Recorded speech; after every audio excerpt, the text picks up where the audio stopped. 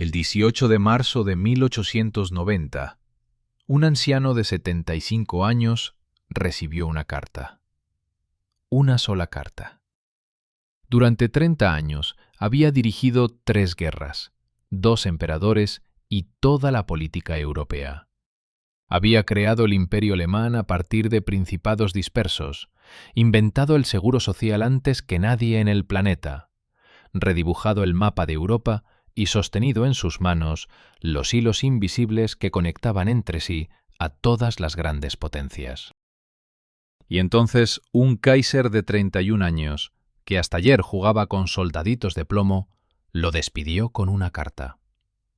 24 años después, Europa pagaría ese despido con 17 millones de vidas. Quédense hasta el final y van a descubrir cómo un pendenciero de provincia, que perdió su fortuna en las cartas y se batió a duelo 25 veces en 3 semestres, se convirtió en el hombre más poderoso de Europa.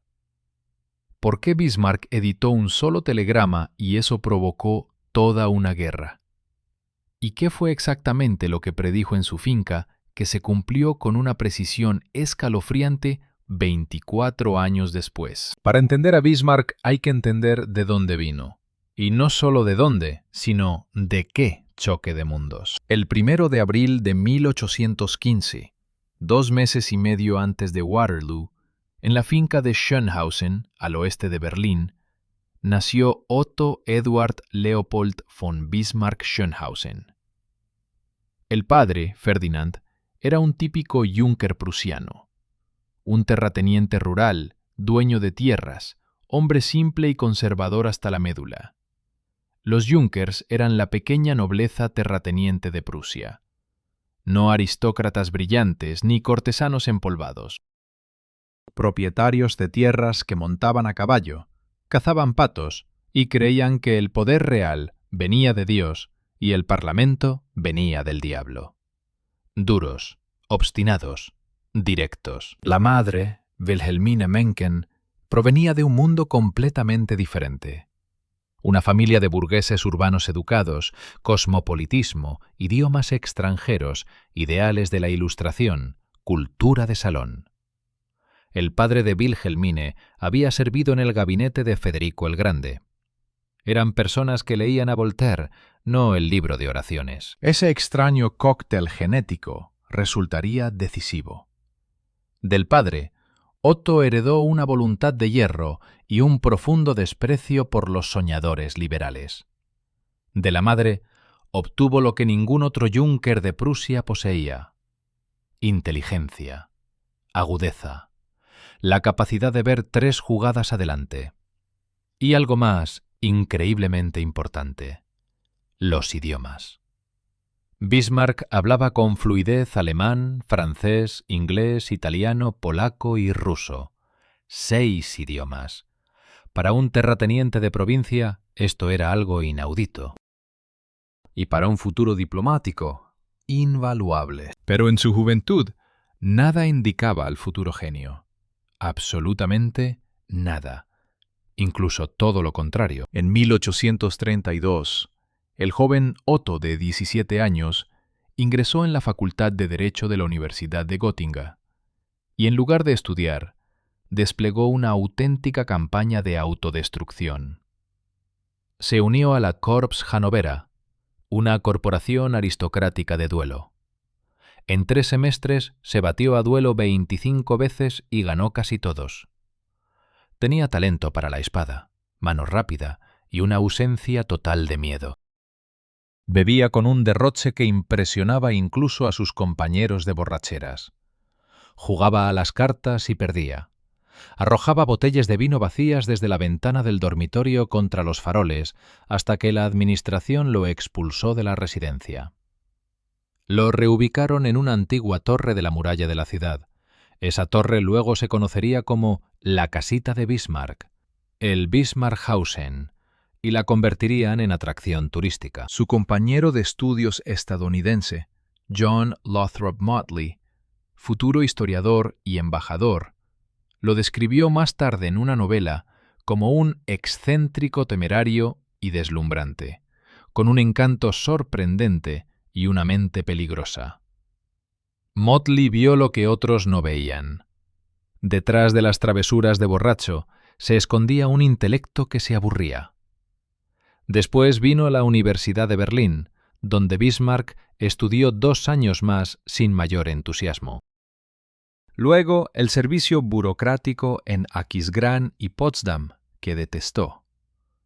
La burocracia, los papeles, la subordinación a superiores por rango, todo era insoportable para un hombre acostumbrado a imponer sus propias reglas. Abandonó el servicio. Regresó a las fincas paternas en Pomerania. Administraba las propiedades, bebía aún más y se ganó entre los vecinos el apodo de el Junker loco. Ninguno de sus vecinos terratenientes podría haberse imaginado que ese pendenciero llegaría a ser algo más que un borracho de provincia con buen linaje. Pero fue precisamente en Pomerania donde ocurrió algo importante. Bismarck se dedicó a la administración agraria. La tierra, la cosecha, los trabajadores, las deudas, los créditos. Descubrió en sí mismo un agudo sentido para los negocios. Entendió cómo funciona el dinero, cómo funcionan las personas, cómo manejar a quienes dependen de ti, cómo obtener resultados no con la fuerza, sino con el cálculo. La finca se convirtió en su primer laboratorio de poder. En 1847 se casó con Johanna von Puttkamer, una mujer profundamente devota de una familia pietista. Ese matrimonio lo transformó tanto como la política lo haría después. Johanna lo estabilizó, le dio un ancla. La fe de su esposa no se convirtió en la suya, pero le dio algo que no tenía, un punto interno de apoyo. Dejó de ser el Junker loco, se convirtió en un Junker con propósito. Y ahora presten atención, porque aquí comienza la transformación. En 1847, Bismarck ingresó al Landtag prusiano, un órgano representativo donde los Junkers defendían sus intereses agrarios frente a los reformadores liberales. Nada especial. Pero resultó que Bismarck no era simplemente un Junker con opinión, era un Junker con sistema. Intervenía de forma aguda, brillante, provocadora. Los liberales lo odiaban. Los conservadores le temían. El rey lo notó. Durante la Revolución de 1848, cuando los liberales de toda Europa, desde París hasta Budapest, exigían constituciones y parlamentos, cuando las barricadas brotaron en las calles de Berlín, Bismarck le propuso al rey Federico Guillermo IV enviar tropas a la capital y aplastar la insurrección por la fuerza. Le dijeron que no. Pero lo recordaron. Un hombre que no teme proponer soluciones duras en el momento en que todos los demás esconden la cabeza bajo la arena. Una cualidad rara entre cortesanos acostumbrados a decir solo lo que el monarca quiere oír. En 1851 lo enviaron como embajador de Prusia en Frankfurt. A primera vista, un exilio diplomático. En realidad, la mejor escuela que podía recibir. En Frankfurt sesionaba el Bundestag de la Confederación Germánica, una laxa confederación de 39 estados alemanes bajo la hegemonía formal de Austria. Fue precisamente aquí, observando a los diplomáticos austríacos día tras día, donde Bismarck comprendió lo fundamental. La Confederación Germánica, en su forma actual, era un cadáver. Un envoltorio bonito detrás del cual había una sola cosa. Austria usaba la Confederación como instrumento de control sobre los estados alemanes. Austria nunca cedería voluntariamente el liderazgo a Prusia. Las negociaciones eran inútiles. Los liberales soñaban con la unificación a través del Parlamento y la Constitución. Eso también era inútil. El Parlamento de Frankfurt de 1848 ya lo había demostrado. Solo con votaciones no se crea una potencia. Las grandes cuestiones no se resuelven con discursos ni con votaciones. Las grandes cuestiones se resuelven con la fuerza. Esta idea cristalizaría en una fórmula que entraría en la historia. Pero para eso aún faltaban 10 años. En 1859 lo enviaron como embajador a Rusia. 3 años en San Petersburgo. Aprendió ruso tan bien que podía negociar en ese idioma.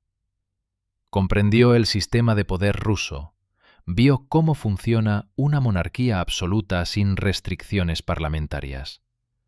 Se hizo amigo de las personas adecuadas en la corte de Alejandro II y se ganó la buena voluntad del ministro de Asuntos Exteriores ruso, Gorchakov. Esas conexiones las usaría durante 20 años. Después vino un breve periodo como embajador en París, en la corte de Napoleón III. Aquí Bismarck estudió a su futuro adversario principal con la misma atención con que un entomólogo estudia un insecto. Y llegó a la conclusión de que el emperador francés era peligroso pero predecible. Napoleón III era sobrino del gran Napoleón y soñaba con la gloria de su tío. Quería que Francia volviera a dominar Europa. Se metía en aventuras por todo el mundo. La guerra de Crimea, la intervención en México, expediciones coloniales. Y necesitaba constantemente victorias en política exterior para mantener su popularidad interna. Su régimen se sostenía en las bayonetas y la propaganda. Bismarck lo veía y sacó una conclusión que determinaría el destino de Europa.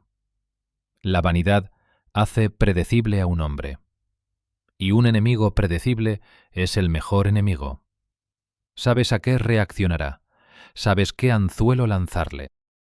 Solo hay que esperar el momento adecuado. Y entonces la historia dio un giro que nadie esperaba. En septiembre de 1862, Prusia se encontraba en una crisis constitucional. El Parlamento se negó a aprobar el presupuesto militar. La mayoría liberal exigía control sobre los gastos del ejército.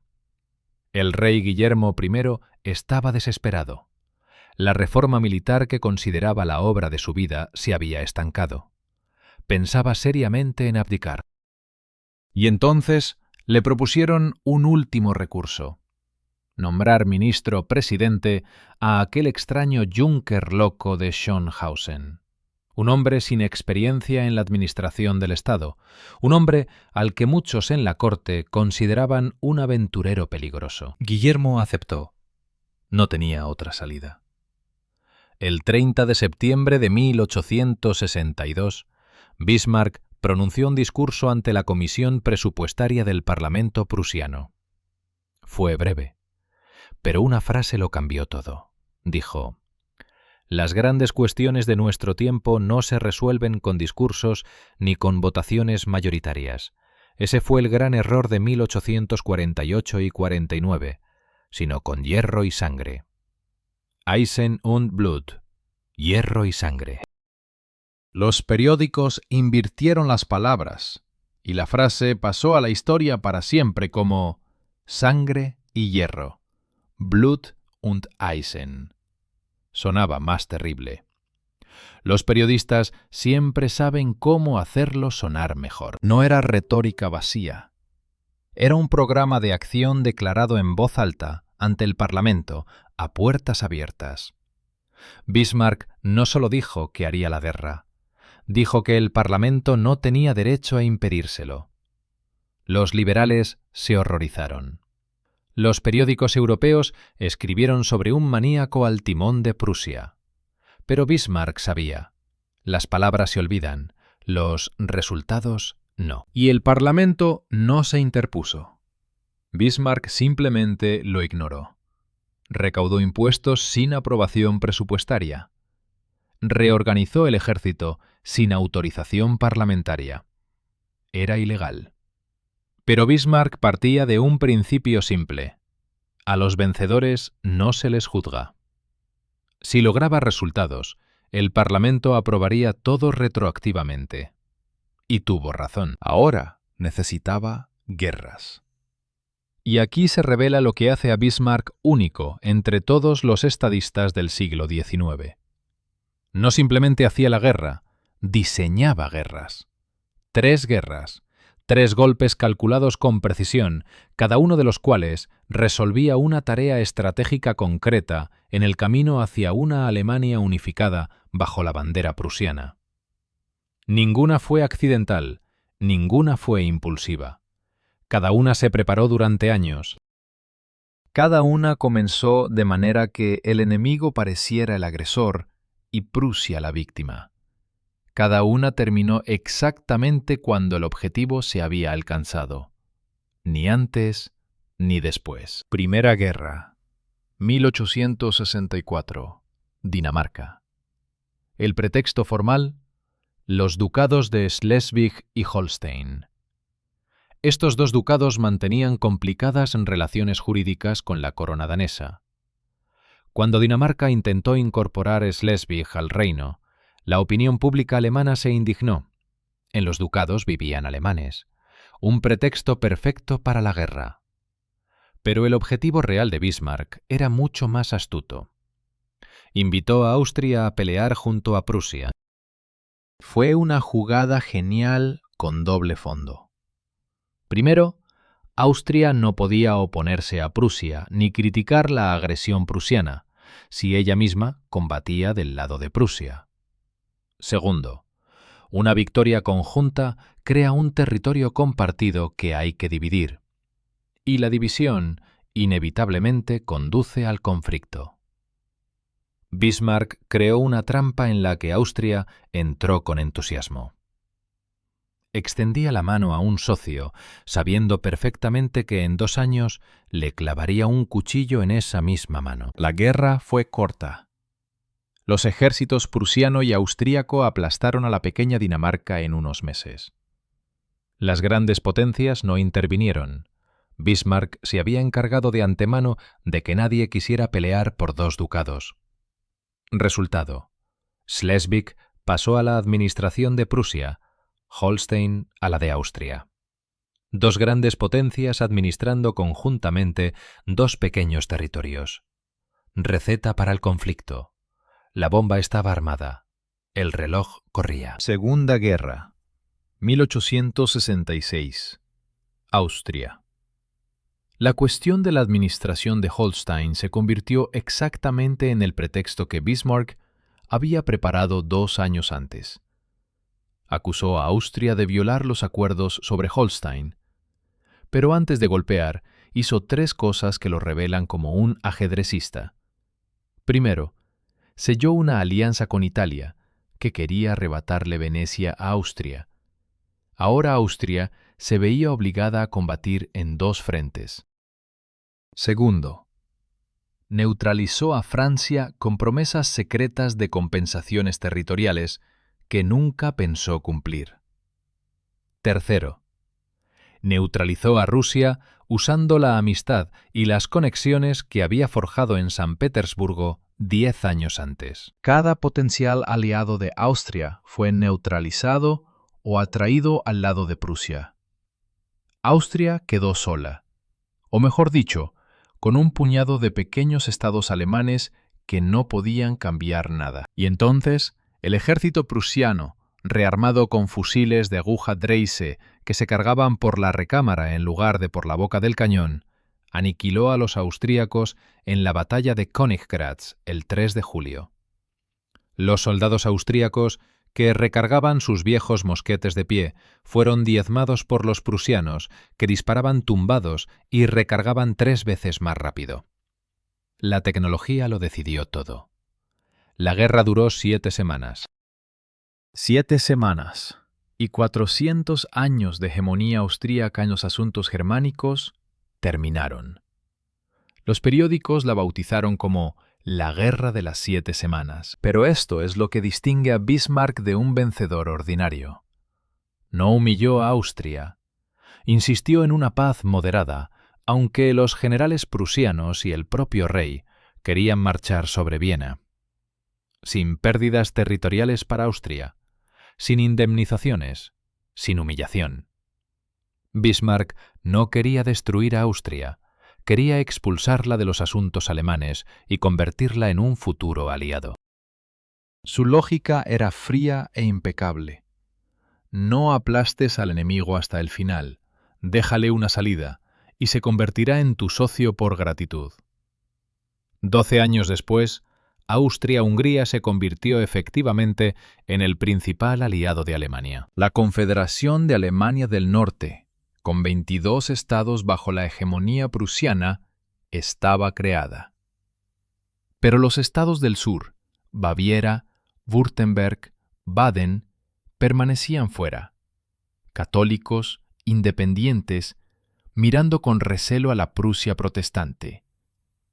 Necesitaban una razón para unirse al norte. Necesitaban un enemigo común ante el cual todos los alemanes se pusieran hombro con hombro. Y Bismarck sabía exactamente quién sería ese enemigo. Tercera Guerra, 1870. Francia. Y aquí Bismarck demostró lo que lo convierte en uno de los más grandes manipuladores de la historia mundial. El pretexto surgió por un trono español vacante. Después de la Revolución de 1868, España buscaba un nuevo rey.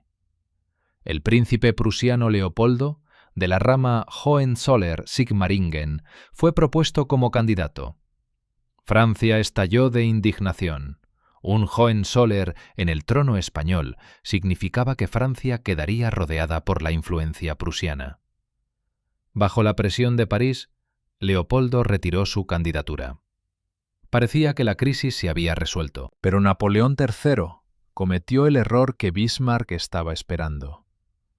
El emperador francés no se conformó con el rechazo.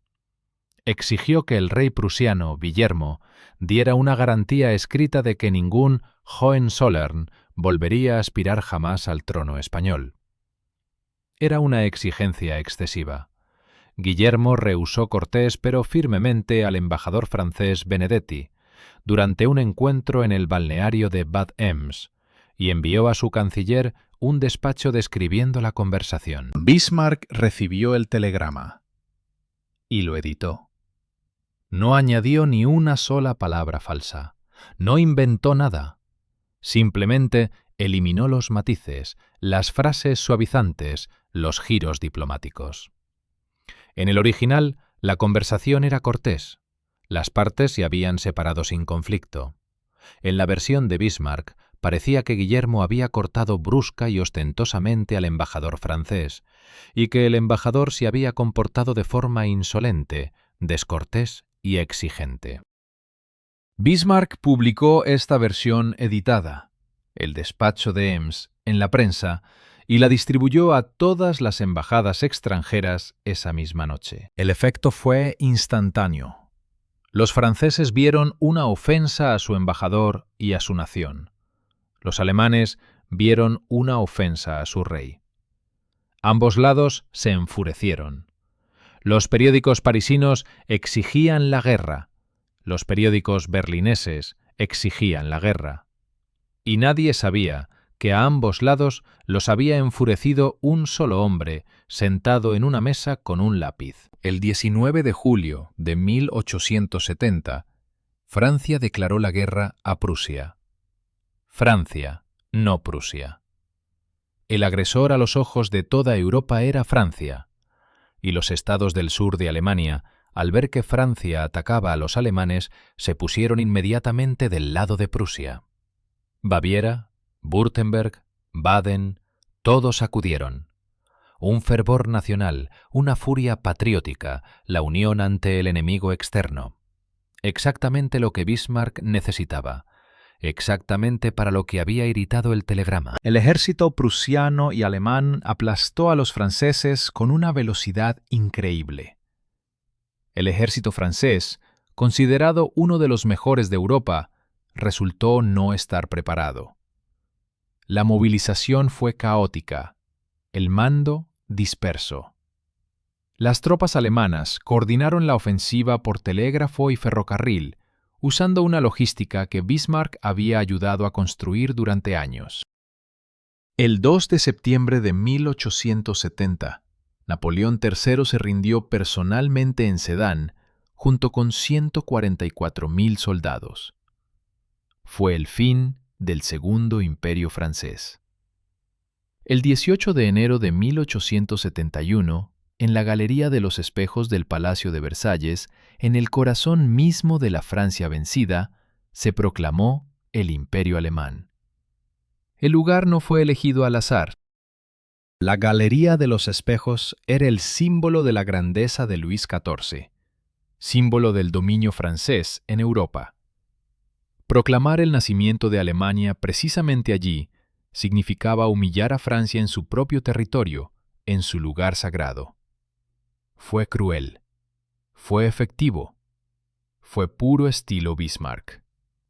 Guillermo I se convirtió en Kaiser alemán, y Bismarck se convirtió en canciller del Reich de la Alemania unificada. 3 guerras, 8 años, un telegrama editado.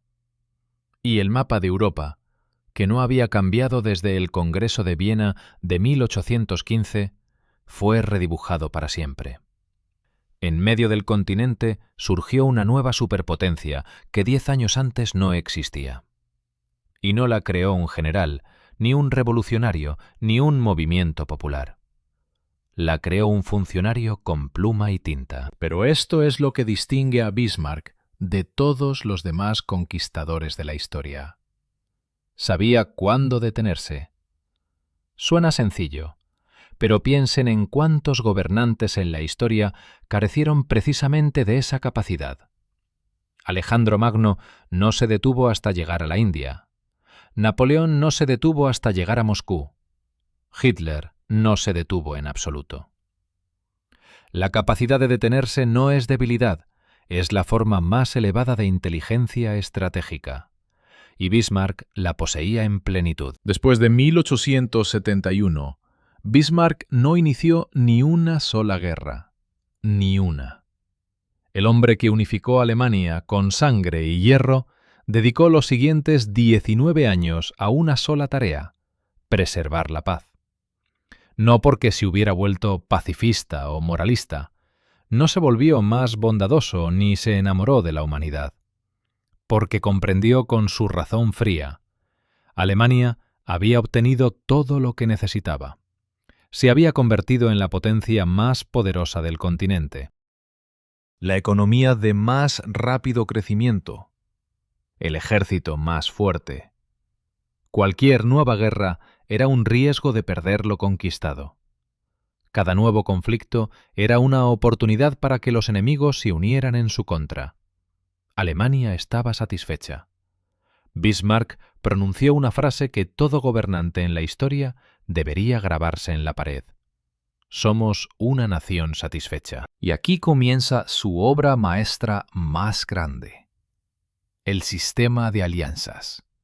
Una telaraña que tejió durante 20 años y que mantuvo a toda Europa en un equilibrio frágil pero funcional. La peor pesadilla de Bismarck se llamaba la coalición de Kaunitz. La guerra en dos frentes: Francia al oeste, Rusia al este. Si se aliaban contra Alemania, el país estaba acabado. Toda su diplomacia, los 20 años posteriores a la unificación, se construyó sobre un principio de hierro. Rusia y Francia nunca deben convertirse en aliadas. Nunca. Bajo ninguna circunstancia. Para ello, Bismarck creó una red de tratados increíblemente compleja, contradictoria y genial. La Liga de los Tres Emperadores: Alemania, Austria-Hungría, Rusia. 3 monarcas, 3 imperios, vinculados por obligaciones de apoyo mutuo. Cuando esa liga empezó a resquebrajarse por las contradicciones balcánicas entre Austria y Rusia, Bismarck selló la Triple Alianza: Alemania, Austria-Hungría, Italia. Y después, en secreto, a espaldas de Viena, firmó con San Petersburgo el Tratado de Reaseguro. Un acuerdo secreto por el cual Alemania y Rusia se comprometían a mantener la neutralidad si la otra se veía envuelta en una guerra con una tercera potencia. Había una excepción. El tratado no aplicaba si Alemania atacaba a Francia o Rusia atacaba a Austria. Esto significaba lo principal. Si Francia atacaba a Alemania, Rusia se quedaría al margen. Si Rusia entraba en conflicto con alguien, Alemania no la golpearía. En 1878, Bismarck organizó en Berlín el Congreso de las Grandes Potencias para resolver la crisis de los Balcanes tras la guerra ruso-turca.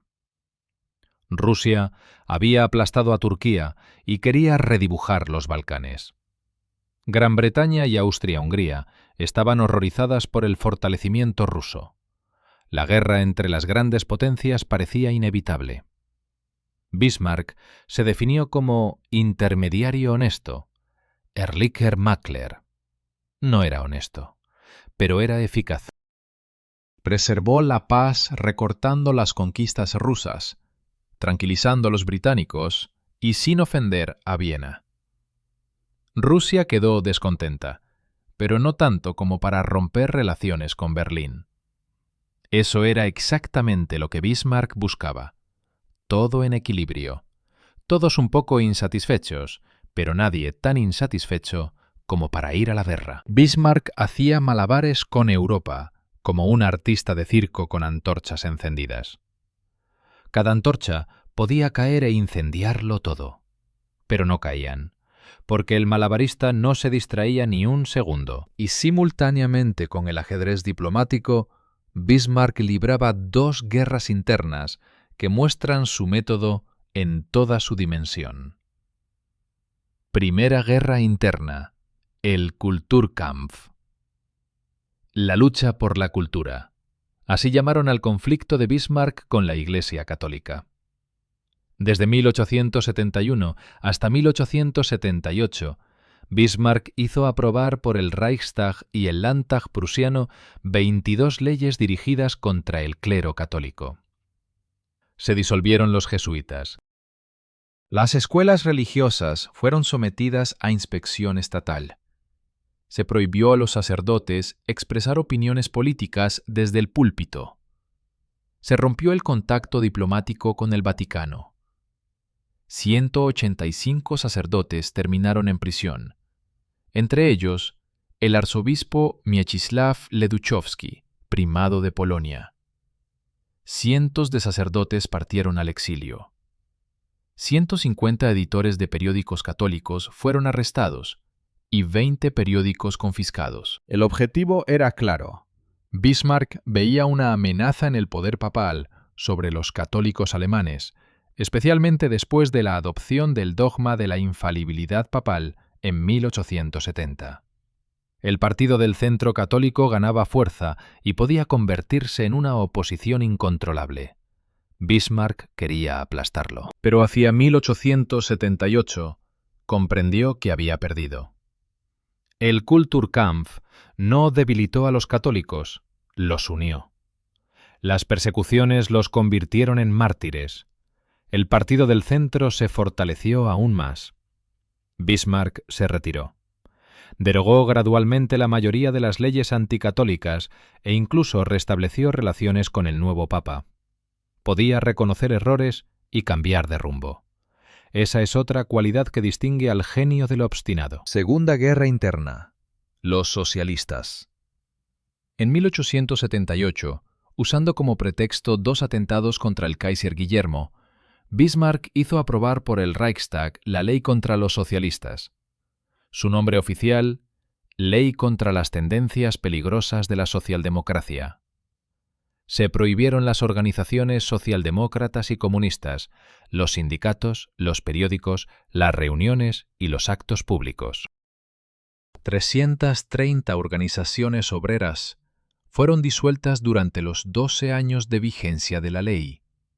Se arrestaron editores, se confiscaron periódicos, se expulsó a activistas de las ciudades. Pero al mismo tiempo, y aquí es donde Bismarck muestra la escala de su pensamiento, al mismo tiempo que prohibía las organizaciones socialistas, creó un sistema con el que los propios socialistas solo podían soñar. En 1883, Alemania fue la primera nación del mundo en introducir el seguro médico obligatorio para los trabajadores. Pago de licencias por enfermedad hasta 26 semanas, tratamiento y medicamentos gratuitos, asistencia a las parturientas. Subsidio en caso de muerte del sustento familiar. Los empleadores pagaban 2/3 de las cotizaciones, los trabajadores 1/3, y el Estado añadía un subsidio. En 1884, seguro contra accidentes laborales. Una pensión para el trabajador que sufriera una lesión en la fábrica. En 1889, pensiones por vejez e invalidez. El primer sistema de pensiones estatal de la historia mundial. La lógica de Bismarck era despiadadamente pragmática. ¿Para qué va a ir un obrero con los socialistas si el Estado le da licencia médica, seguro y pensión? Mata la idea dándole a la gente lo que esa idea promete. Esto no era caridad, era un arma contra la revolución. Y funcionó. El Partido Socialdemócrata alemán, a pesar de todas las prohibiciones, siguió ganando votos en las elecciones, pero la revolución no llegó. Los trabajadores prefirieron las reformas a las barricadas. Bismarck enganchó al socialismo a la aguja del Estado. Y ahora deténganse y piensen en la escala de lo que hizo un solo hombre en 20 años. 3 guerras victoriosas, unificación de 39 estados en un solo imperio, creación del primer estado de bienestar del mundo, una telaraña diplomática que abarcaba todo el continente, aplastamiento de 2 oposiciones internas, gestión de una economía que en 20 años transformó a la agraria Prusia en un gigante industrial. Y todo lo hizo un solo hombre, no un monarca, no un general, no un dictador, un funcionario, ministro-presidente, luego canciller del Reich. Formalmente un subordinado al que el Kaiser podía despedir en cualquier momento. No tenía autoridad formal para dar órdenes al ejército. No podía dictar leyes sin aprobación del Reichstag. No podía declarar guerras sin el consentimiento del rey. Lo único que tenía era inteligencia, voluntad y la capacidad de manejar a personas que formalmente estaban por encima de él. Eso es un cardenal gris en su forma más pura. Poder sin corona. Control sin trono. Guillermo I dijo una vez en conversación privada: «Es difícil ser emperador con un canciller así». No era una queja, era un reconocimiento. El viejo Kaiser entendía que Bismarck era más fuerte que él, y lo aceptaba, porque Bismarck daba resultados. Alemania pasó de ser una confederación de pequeños principados a ser la economía y el ejército más poderosos de Europa. Y el resultado lo perdona todo. 30 años. 30 años Bismarck dirigió Alemania, Europa, la telaraña de alianzas, el equilibrio de poder, las guerras internas, las reformas económicas, el crecimiento industrial y las ambiciones coloniales. Trabajaba 16 horas al día. Conducía simultáneamente decenas de negociaciones con decenas de capitales. Recordaba cada cláusula de cada tratado, cada promesa hecha a cada embajador. En la vejez estaba agotado, enfermo, destrozado. Lo atormentaban neuralgias, insomnio y ataques de ira. Comía y bebía cantidades monstruosas. Su peso superaba los 120 kilos. Era un anciano pesado, irascible, vengativo, al que temían sus propios subordinados y ministros. No confiaba en nadie. Lo controlaba todo personalmente. No delegaba ninguna decisión importante. Pero el sistema funcionaba. Mientras él estuvo al timón, el sistema funcionó. La paz se mantuvo. Alemania prosperó. No hubo guerra. Y entonces le arrancaron el timón de las manos. El 9 de marzo de 1888 murió Guillermo I. Tenía 90 años. Al trono subió su hijo, Federico III. Federico era un liberal, anglófilo, esposo de la hija mayor de la reina Victoria. Podría haber cambiado Alemania, orientándola hacia el parlamentarismo y la monarquía constitucional. Pero Federico tenía cáncer de garganta. Gobernó 99 días y murió. 1888 pasó a la historia como el año de los 3 emperadores. El trono lo heredó Guillermo II, nieto del primer Guillermo. Tenía 29 años. Ambicioso, impulsivo, convencido de su propia grandeza y del derecho divino de los monarcas. Quería gobernar él mismo.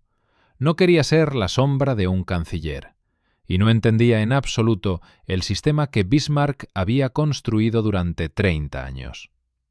Para él, la diplomacia no era una partida de ajedrez, sino una cuestión de prestigio personal. El conflicto era inevitable.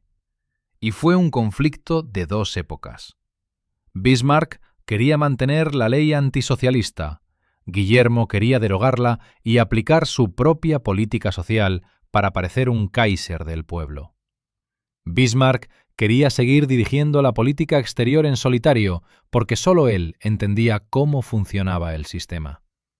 Guillermo quería llevar el timón él mismo, porque creía que era su derecho divino. Bismarck estaba acostumbrado a que el Kaiser firmara lo que le traían. Guillermo se consideraba ungido por Dios, no secretario de un canciller. Bismarck veía en el joven Kaiser a un muchacho inexperto. Guillermo veía en el viejo canciller un estorbo que le impedía entrar en la historia. El 18 de marzo de 1890, Bismarck presentó su renuncia. Formalmente, por voluntad propia. En la práctica, bajo presión del Kaiser, que varias veces había exigido directamente su dimisión. El canciller de 75 años, creador del imperio, fue despedido por un emperador de 31 que había recibido ese imperio en herencia. El 29 de marzo, la revista británica Punch publicó una caricatura que se convirtió en una de las más célebres de la historia universal. El artista John Tenniel dibujó a Bismarck descendiendo por la escalerilla de un barco. Un viejo corpulento y cansado, con uniforme de piloto náutico, abandonando el navío que había conducido a través de todas las tormentas durante 20 años. Y arriba, junto a la barandilla, el joven Guillermo observando su partida con indiferencia perezosa. Por delante, en el rumbo del barco, rocas afiladas. La caricatura se tituló El piloto se va. Dropping the Pilot. Las rocas no eran una metáfora. Las rocas eran una profecía. Después de su dimisión, Bismarck se retiró a su finca de Friedrichsruh, cerca de Hamburgo. Estaba furioso, estaba ofendido y estaba horrorizado por lo que veía suceder en Berlín. Lo primero que Guillermo II en política exterior fue negarse a renovar el tratado de reaseguro con Rusia. Rusia misma había propuesto la renovación, Alemania la rechazó. Los nuevos asesores del Kaiser decidieron que un tratado secreto con Rusia era incompatible con la alianza con Austria. No entendían que precisamente en esa incompatible contradicción residía el genio de Bismarck. Él mantenía ambos hilos, porque sabía que mientras ambos lados estuvieran conectados a Berlín, no se conectarían entre sí. O peor aún, con París. Bismarck, al enterarse de la negativa a renovar el tratado, montó en cólera. Escribió un artículo en el que advertía directamente: la negativa al tratado con Rusia es el principio del fin. Rusia se volverá hacia Francia, Francia la recibirá con gusto, y Alemania quedará entre 2 enemigos a los que durante 30 años se había logrado mantener separados. Su advertencia fue ignorada. Los asesores berlineses se creían más listos que el viejo canciller. Se equivocaron, y él tenía razón. Rusia, al quedarse sin alianza con Alemania, se dirigió a la única gran potencia que tenía las mismas razones de preocupación: Francia. En 1891 y 92 se formalizó la alianza franco-rusa. una convención militar por la cual ambas partes se comprometían a movilizarse si una de ellas era atacada por Alemania. Exactamente la pesadilla de la que Bismarck había protegido a Alemania durante 30 años. Francia al oeste, Rusia al este. 2 frentes. Bismarck lo advirtió. Dijo que sin su sistema de alianzas, Alemania inevitablemente se vería envuelta en una guerra en 2 frentes. Lo dijo abierta y públicamente, en entrevistas a periódicos, en las memorias que escribía en Friedrichsruh. No lo escucharon. El viejo refunfuña, decían en la corte. Un jubilado resentido que no puede perdonar su despido. Los últimos 8 años de su vida fueron amargos. En 1894 murió su esposa Johanna, con quien había vivido 49 años. Ella había estado a su lado desde los tiempos en que era solo un terrateniente de provincia. «Mi trompeta ya no suena, tiene puros agujeros», se quejaba al médico de la familia. Escribía memorias y rápidamente perdía interés en ellas. Aburrido, anotaba en su diario. Cansado. Aburrido y cansado. El hombre que había manejado toda la política europea no encontraba en qué ocuparse. Lo sentaron en una silla de ruedas. El Kaiser lo visitó en diciembre de 1897. A comprobar cuánto aguanta el viejo. La cortesía fue forzada por ambos lados. El 30 de julio de 1898, Otto von Bismarck murió en Friedrichsruh. Tenía 83 años. Neumonía. En sus últimos días yacía en la cama, respiraba con dificultad y conversaba en voz baja consigo mismo, a veces tarareando. Su último deseo fue volver a ver a Johanna, la mujer que convirtió al Junker loco en estadista medio siglo antes. La misma Johanna a la que amó una sola vez en la vida y que lo esperaba hacía 4 años en el otro mundo. Lo enterraron en Friedrichsruh. El Kaiser Guillermo II asistió al funeral. Pronunció un discurso apropiado. Los periódicos publicaron necrológicas apropiadas. Alemania lloró a su creador. Y luego olvidó rápidamente sus advertencias. Ahora contemos qué pasó después. 1894. La alianza franco-rusa queda definitivamente consolidada. 1904. La Entente Cordial, Francia y Gran Bretaña. 1907. La Triple Entente, Francia, Gran Bretaña, Rusia. La coalición contra la que Bismarck había advertido se materializó por completo. 1914.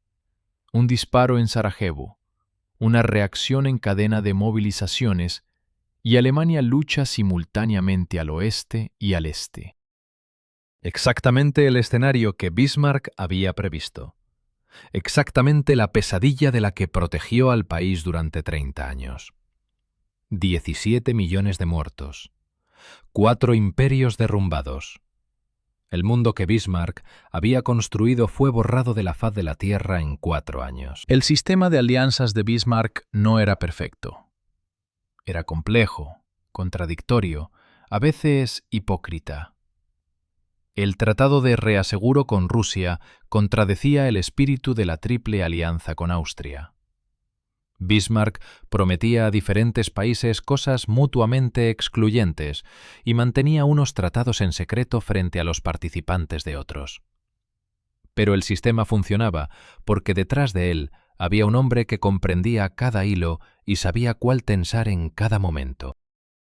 Cuando a ese hombre lo sacaron, los hilos se enredaron y luego se rompieron. Esto es lo que hay que entender sobre Bismarck. No era un hombre bueno, no era un hombre honesto, no era un héroe en el sentido en que los libros de texto usan esa palabra. Falsificó telegramas, provocó guerras, encarceló sacerdotes y líderes obreros, reprimió la libertad de prensa, chantajeó a aliados y mintió sistemáticamente al Parlamento. Usaba a las personas como herramientas y las descartaba cuando dejaban de ser útiles. Actuaba según el principio de la Realpolitik. Ninguna ideología. Ninguna palabra grandilocuente. Ninguna moral en las relaciones internacionales. Solo los intereses del Estado. Solo el resultado. Pero precisamente por eso, su despido fue una catástrofe para toda Europa. Porque en su lugar llegaron personas con ideología.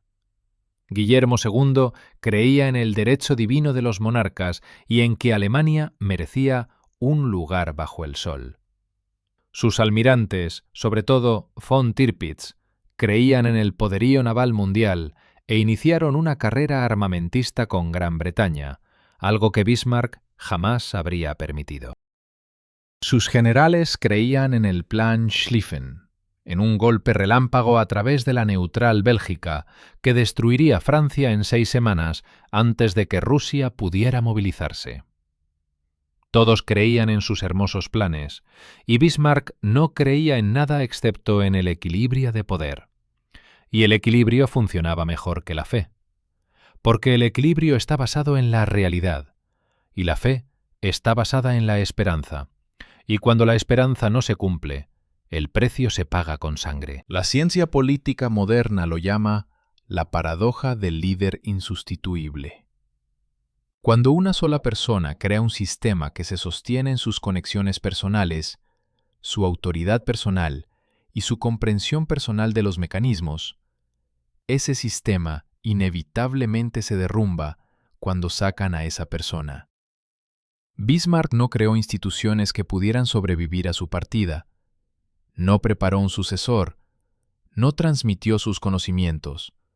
Creó una telaraña que solo existía mientras la araña estaba en su centro, y en eso reside su tragedia.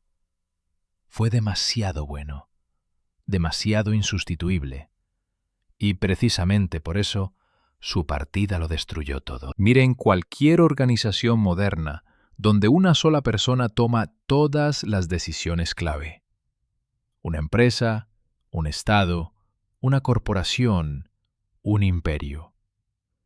Mientras el genio está al timón, todo funciona impecablemente. Todos admiran, todos dicen, ¡qué sistema tan brillante! Pero en realidad no hay sistema, hay una persona. Y las personas son mortales, y cuando se van, resulta que nadie sabe cómo funciona lo que construyó, porque el arquitecto nunca le explicó a nadie cómo estaba diseñado el edificio. Tal vez no quiso, o tal vez no pudo, porque el edificio solo existía en su cabeza. Bismarck creó el Imperio Alemán, que existió 47 años, desde 1871 hasta 1918. Creó el estado de bienestar, cuyo principio funciona hasta hoy en todos los países desarrollados del mundo.